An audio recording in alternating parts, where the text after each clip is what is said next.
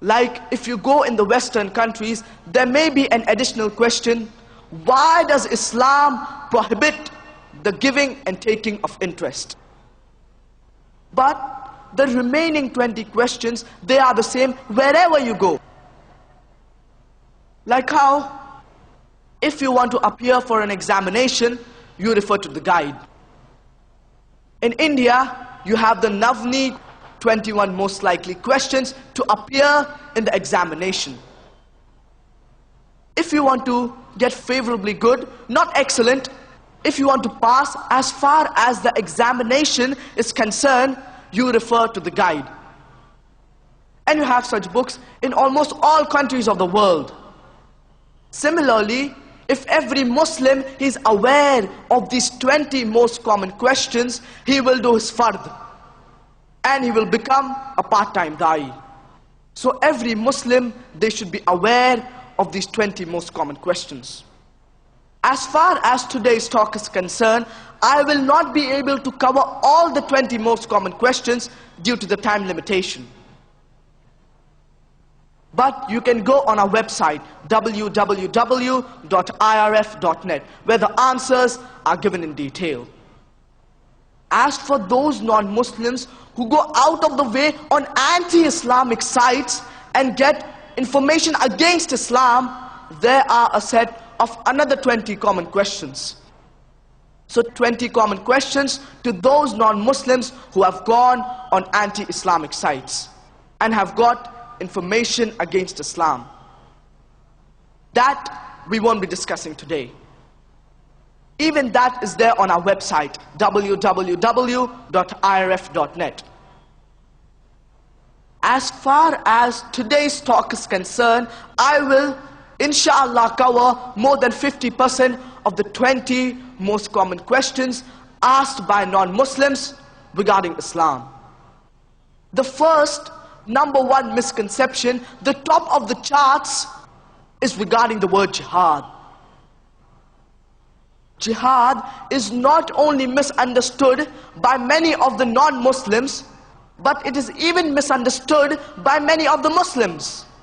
Non-Muslims, as well as many of the Muslims, they believe that jihad is any war fought by any Muslim, whether it be for any reason, whether it be for land, whether it be for language, whether it be for color, whether it be for race.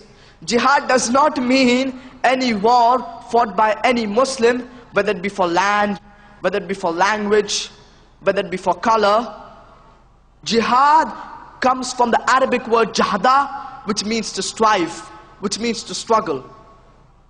And in Islamic terminology, jihad means to strive and struggle against one's own evil inclination. Jihad also means to strive and struggle where there's oppression. Jihad also means to strive and struggle in self-defense.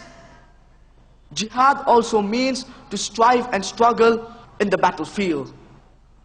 So jihad basically means to strive, to struggle. For example, if a student, he's striving and struggling to pass the examination, in Arabic we would say that he is doing jihad. And many of the non-Muslims, including many of the Muslims, they believe that jihad can only be done by Muslims.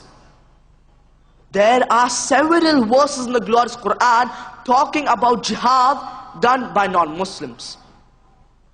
Allah subhanahu wa ta'ala says in the glorious Quran, in Surah Luqman, chapter number 31, verse number 14, وَوَصَّيْنَا الْإِنسَانَ بِوَالِدَيْهِ حَمَلَتْهُ أُمُّهُ وَهْنًا عَلَى وَهْنٍ وَفِصَالُهُ فِي أَعْمَيْنِ.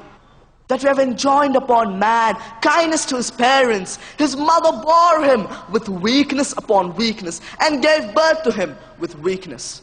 The immediate next verse, Surah Luqman, chapter number 31, verse number 15. وَإِن جَاهَدَاكَ عَلَىٰ أَن تُشْرِكَ بِي مَا لَيْسَ لَكَ بِهِ عِلْمٍ فَلَا تُطِعْهُمَا وَصَاحِبْهُمَا فِي الدُّنْيَا مَعْرُوفًا. And if the parents, they strive and struggle to make you worship others besides Allah subhanahu wa ta'ala, then do not obey them, but yet live with them, with love and compassion. Allah subhanahu wa ta'ala repeats a similar message in Surah Ankabut, chapter number 29, verse number 8. وَوَصَّيْنَا الْإِنسَانَ بِوَالِدَيْهِ حُسْنًا وَإِنْ جَاهَدَاكَ لِتُشْرِكَ بِي مَا لَيْسَ لَكَ بِهِ عِلْمٍ فَلَا تُطِعْهُمَا. That you have enjoined upon man kindness to his parents. So here Allah subhanahu wa ta'ala is talking about non-Muslim parents who are striving and struggling to make their children worship others besides Allah subhanahu wa ta'ala. So this is called jihad fi sabil shaitan. And what we Muslims should do is jihad fi sabilillah. But normally when the term jihad is used, it is taken for granted that it is jihad fi sabilillah, unless it is specified. And many non-Muslims, including many of the Muslim scholars, inverted commas, they translate jihad as holy war. If you translate this word holy war into Arabic, it means harbun muqaddasah. Nowhere is this word harbun muqaddasah present in the glorious Quran and in the authentic hadith. So jihad basically means to strive, to struggle. One type of jihad is qital, that is fighting in the way of Allah subhanahu wa ta'ala.